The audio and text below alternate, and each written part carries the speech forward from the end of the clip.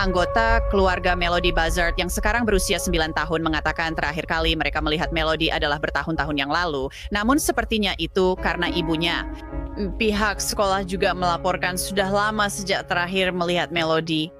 Kekhawatiran atas keselamatannya membuat semua orang dari Deputy Sheriff hingga agen FBI mencari Melody.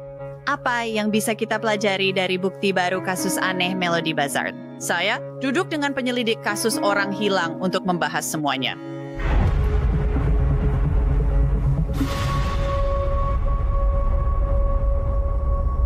Selamat malam di Hukum dan Kriminal, saya Anjanette Levy. Hilangnya Melody Buzzard yang berusia 9 tahun membuat komunitas di California bingung dan khawatir.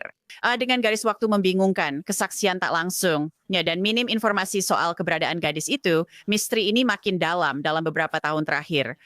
Kini, kantor Sheriff Santa Barbara merilis gambar pengawasan terbaru Melody, berharap ini bisa memberi jawaban atas hilangnya gadis kecil itu yang berlangsung lama. Orang-orang lega karena setidaknya mereka tahu dia kemungkinan masih hidup. Melody tinggal dengan ibunya di Lompoc, California, sebuah kota di pesisir tengah Kabupaten Santa Barbara. Menurut Syabat Manuridawe Kwaipibai Ayah, ayah kandung Melody meninggal dalam kecelakaan sepeda motor saat Melody baru berusia 6 bulan. Dan saat ibunya Ashley Buzzard juga mauskan konten dengan Shiri des Piashir.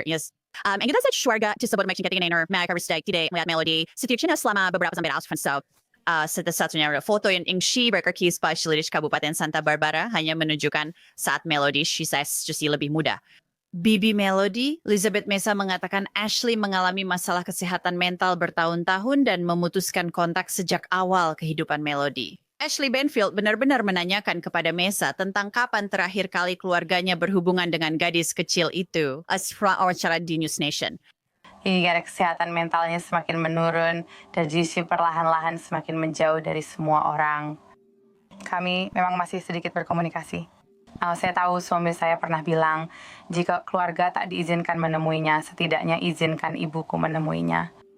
Dan kami sempat menemuinya sekali, saya rasa itu setelah ulang tahunnya, setelah Paskah. Ibu mertua saya membawa hadiah untuknya, dan dia memang datang bersamanya. Tapi kamu pasti bisa melihat saat itu, Ashley sedang tidak sehat. Rambutnya sangat pendek, seperti potongan cepak. Dan saat itu dia mengenakan tudung. Dia juga tidak tinggal terlalu lama. Dia bilang ke ibu mertuaku, aku nggak bisa melakukan ini. Lalu dia membawa Melody dan itulah terakhir kali kami melihatnya. Kantor Sheriff memperingatkan bahwa foto Melody, gadis kecil berambut hitam panjang keriting dengan senyum manis yang kini tersebar luas. Setidaknya sudah berusia 2 tahun. Tapi sebenarnya distrik sekolah setempatlah yang melaporkan kepada polisi bahwa Melody mungkin hilang. Bahwa satu penampilan publik terakhir Melody adalah saat ia dan ibunya ke Sekolah Independen Mission Valley mendaftar program studi independen distrik sekolah terpadu Lompoc pada Agustus lalu, menurut distrik. Setelah mendaftar di program itu, seperti sekolah rumah, distrik tak lagi mendapat kabar dari Melody atau ibunya. Sangat aneh. Pejabat distrik menyatakan demikian. Di program studi mandiri, jika siswa tidak mengambil tugas, ia dikembalikan ke sekolah asal, lalu sekolah menghubungi keluarga untuk menyelesaikan pendaftaran. Setelah kehadiran belum mulai, sekolah akan menjalankan prosedur wajib ketidakhadiran seperti telepon, surat, email, dan kunjungan rumah. Jika siswa atau keluarga dihubungi setelah pembayaran tersebut, sekolah akan meminta pemeriksaan kesejahteraan dari penegak hukum.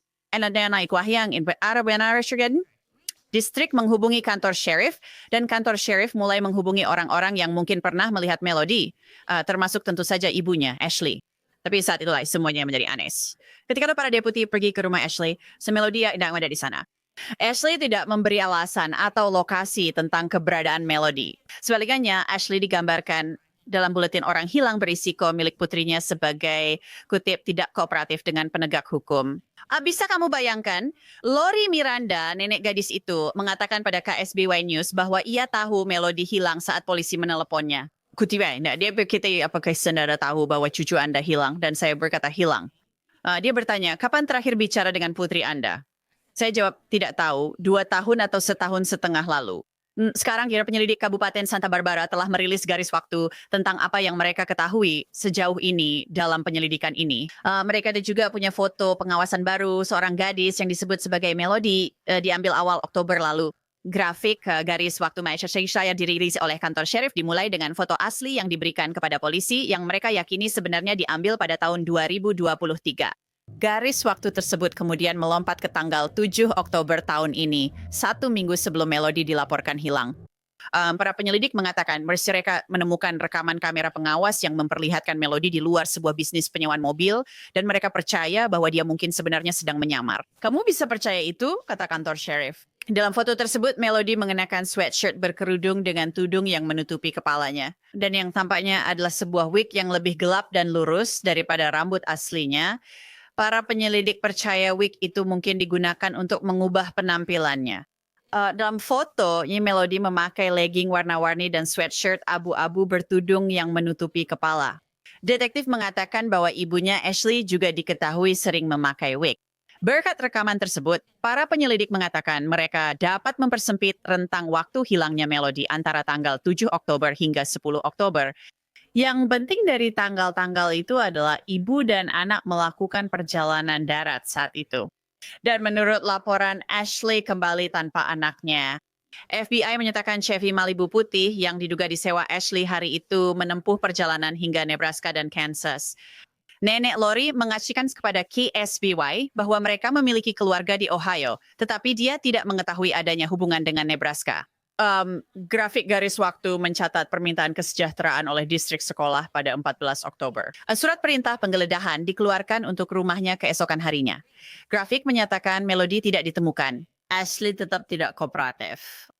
Pihak berwenang mengatakan kepada media lokal bahwa pencarian di rumah tidak menemukan petunjuk baru soal keberadaan Melody. FBI mulai Utsendalidin pada 18 Oktober. Dan sejak tanggal 22 Oktober hingga saat ini, garis waktu menunjukkan bahwa Melody masih dianggap sebagai orang yang berisiko. Ashley tetap tidak kooperatif dengan para penyelidik. Sheriff Bill Brown menyampaikan terima kasih kepada media yang telah menyebarkan foto dan informasi hilangnya Melody dalam siaran pers. Kami berharap ini membantu memecahkan kasus membingungkan ini.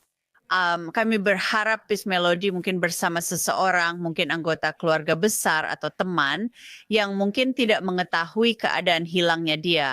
Kantor Sheriff Matani Betty Meraki Bakari Baward ingin jawabannya siap may batasannya lidis. Namun dia meminta agar masyarakat menahan diri untuk tidak melakukan operasi dan penyelidikan sendiri karena hal itu dapat mengganggu pekerjaan polisi yang sedang berlangsung saat ini. Mereka meminta masyarakat menghubungi detektif atau mengirim info secara anonim. Nomor telepon dan alamat situs webnya kini ditampilkan di layar. Kami juga akan mencantumkannya di deskripsi episode, jadi kamu bisa menemukannya nanti. Untuk membahas permohonan terbaru terkait ingat Hyundai Billy Lane. Dia adalah seorang penyelidik swasta, pensiunan petugas penegak hukum, dan juga kepala organisasi nirlaba bernama We Are the Essentials for the Missing. Mereka membantu menemukan orang hilang. Billy, saya sangat bingung dengan kasus ini. Sidik mainstik sa Melody Buzzard yuk beers may bin siya sedang di bersekolah.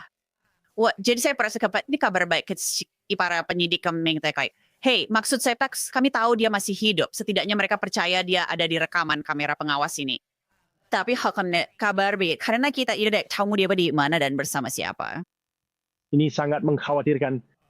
Kasus ini telah mengalami begitu banyak perubahan secara awal. Saya rasa kita semua langsung berpikiran buruk saat pertama kali mendengar tentang kasus ini dan mulai mendalaminya. Sekarang, alhamdulillah kita punya rekaman video yang menunjukkan dia kemungkinan masih hidup. Jadi saya berdiri bahwa banyak masalah sehat dan mental yang dialami oleh ibunya. Semacam paranoia. Mungkin dia percaya bahwa si orang akan mencoba mengambil anaknya, mungkin juga mengejarnya. Ya mungkin dia merasa anak itu satu-satunya yang tersisa dalam hidupnya. Saya tidak tahu apakah dia mencoba melindungi, memindahkan, atau menjauhkannya dari orang lain. Namun banyak bagian bergerak dalam kasus ini. Pasti banyak bagian yang bergerak. Dan saya tidak mengerti kenapa ibu tidak kooperatif. Sekarang jika ada masalah kesehatan mental, ya seperti yang kamu katakan, anggap saja itu salah satu kemungkinannya. Dari berpikir take your rendition mengambil melodi. Jadi dia menitipkan Melody pada seseorang. Maksudku, semoga saja Melody bersama seseorang yang merawatnya. Iya, tapi so Melody seharusnya berada di sekolah. Dia masih anak kecil. Kamu tahu dia seperti gadis kecil berusia 9 tahun. Jadi dia seharusnya berada di sekolah, belajar, dan berada di lingkungan rumah yang stabil. Bukan berkeliling negara bersama orang lain. Dan terekam dalam rekaman pengawasan. Jadi apa langkah selanjutnya? Terus FBI terlibat dalam kasus ini. Penegak hukum sudah menangani semuanya. Dan dari copy orang bersama Melody tidak muncul dan berkata, hey, aku bersama dia aman.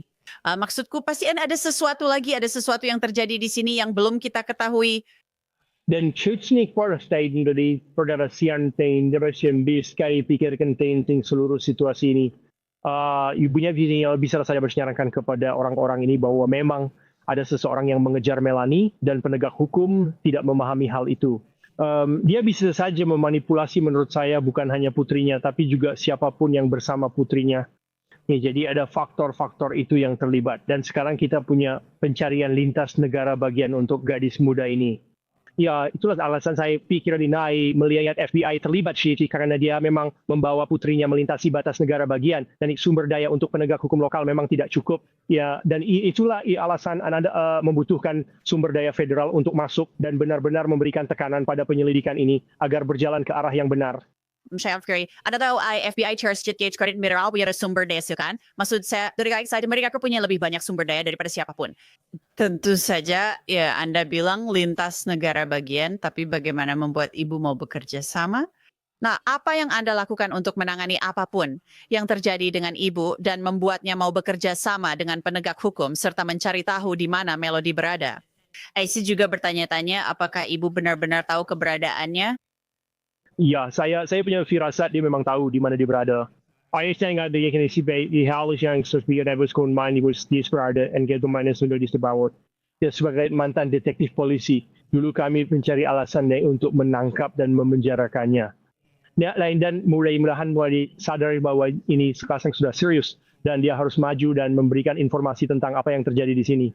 Namun jika dia ditangkap dan diberi pengacara baik, pengacaranya akan menyarankan agar tidak berbicara dengan penegak hukum tanpa didampingi pengacara. Dan dia tidak mau mengakui hal apapun yang bisa menunjukkan kesalahannya dalam kejahatan apapun di sini. Jadi ini sangat membingungkan. Menurut saya, hal terpenting yang sudah dilakukan dari penegak hukum adalah mengeluarkan surat perintah penggeledahan rumah itu, surat penggeledahan ponsel miliknya. Saya percaya bahwa ponsel itu adalah barang bukti paling penting yang akan membawa kita ke tempat dia berada. Kita punya gambar dari kamera pengawas yang menunjukkan Melody, kan? Jadi kita punya gambar dari kamera pengawas ini yang menurut saya berarti pasti ada rekaman pengawas yang menunjukkan dia di luar toko ini. Tasya dan saya sedikit, mungkin kamu bisa mencari tahu, oke, kendaraan apa yang dia turuni di luar toko ini? Apakah kendaraan itu punya plat nomor dan bisakah kamu melacaknya dengan alat pembaca plat nomor? Itu yang kupikirkan saat aku bertanya bagaimana kamu bisa mendapatkan gambar dari kamera pengawas itu dan tahu asal gambarnya.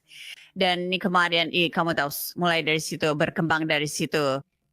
Ya tentu saja kamera pembaca plat nomor sangat penting dalam skenario ini. Sinyal ponsel juga sangat penting yang membawamu kembali ke tempat yang memiliki sistem video pengawas. Seperti yang kamu sebutkan ya, untuk mengidentifikasi dia, orang lain yang mungkin dihubungi ibu atau lokasi ibu pada hari itu. Ini sangat penting maksud saya, video is seorang saya against sebenarnya. Video adalah hal yang paling penting. Ketika berbicara timing orang hilang, banyak orang berpikir mereka melihat orang yang hilang, tapi sebenarnya itu bukan mereka. Cuma kalau sebenarnya perudara membantu mereka sampai mendukung ya, sehingga sebenarnya memang berubah dan betul. Karena tanpa mata mereka, kita tidak akan bisa melihat apa yang kita lihat hari ini. Menurut saya itu penting. Kembalilah ke poin Anda, kamera video ponsel bahkan kamera kendaraan. Wah, jadi mungkin saja atas melewati tempat parkir, kamera itu bisa saja merekam dia masuk ke dalam mobil. Jadi siapapun di masyarakat harus mengingat hal itu. Jika mereka merasa pernah melihatnya. Anda tahu kok, dia jelas-jelas mengenakan tudung. Itu pun juga hasil lain itu yang membuat saya khawatir. Rasanya seperti, mungkin dia hanya memakai hoodie, kan? Mungkin itu bukan masalah besar. Mungkin saya terlalu memikirkan hal ini. Tapi menurut dia, sepertinya dia mengenakan tudung ketika karena dia mencoba menyembunyikan wajah dia sedikit. Menurut saya, mungkin karena gadis kecil imut dengan rambut panjang dan tebal. Maksud saya, menurut saya dia terlihat cukup unik. Mengkoso saat aku melihatnya dengan rambut besar dan keriting, tak banyak gadis kecil seperti itu. Dia memang punya cara dan penampilan yang lucu serta unik.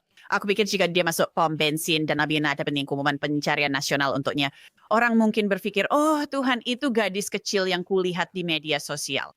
Jadi jelas ada veteransi yang mungkin berusaha untuk menyamarkannya. Apa pendapatmu tentang itu? 100%. Dan saya percaya orang itu adalah ibunya. Saya percaya ibunya telah meyakinkan dia bahwa dia perlu mengubah penampilannya. Kamu tahu, ada laporan bahwa dia mungkin memakai wig, kamu tahu, memakai hoodie. Jadi ini gadis muda itu harus merasa nyaman untuk melakukan ini. Dan orang yang menegaskan hal itu adalah ibunya.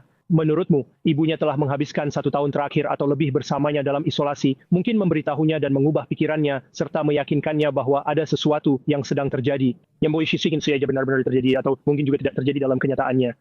Namun di dunia tengah ada 101 keramaian dan kincar putrinya, dan kini ia sudah meyakinkan putrinya soal itu. Sang putri mungkin terlibat tanpa keinginan hanya karena manipulasi ibunya. Kantor Sheriff Kabupaten Santa Barbara sadar mereka butuh bantuan di sini karena kami tidak bisa melakukannya sendiri. Mereka meminta FBI terlibat. Sekarang FBI sudah terlibat. Jadi ini telah berubah menjadi pencarian secara nasional untuk gadis kecil ini. Kita sudah membahas tentang pembaca plat nomor, kita sudah membahas tentang kamera, kamu tahu ponsel, hal-hal seperti itu. Maksudku, apa lagi yang bisa dilakukan FBI, sumber daya apa yang bisa mereka pakai untuk mencoba membawa pulang gadis kecil ini dan mencari tahu dengan siapa dia sekarang? Fakta bahwa FBI terlibat saja sudah mengubah seluruh skenario bagi banyak orang.